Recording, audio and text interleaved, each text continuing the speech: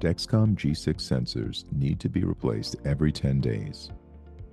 If you can, avoid replacing your sensor before bed or any other time when you are not able to monitor your glucose levels for several hours after the change.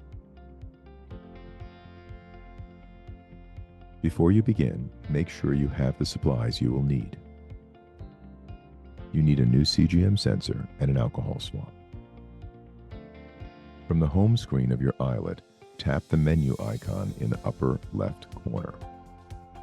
Tap the CGM icon in the middle of the first row. If your sensor has not expired, you need to tap Stop Sensor. Remove your old CGM sensor by gently peeling the adhesive from your skin. Discard the old sensor, but do not discard the transmitter. Return to the CGM menu on your iLet.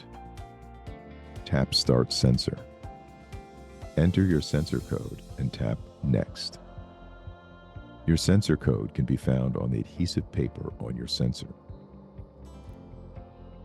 Following the prompts on the screen, insert your sensor. Once the sensor has been inserted, snap the transmitter into place. Tap Next on your iLet screen to complete the process. Your iLet device will display the time remaining in the sensor warm-up period. Use a fingerstick meter to check your blood glucose as needed until the warm-up period is complete.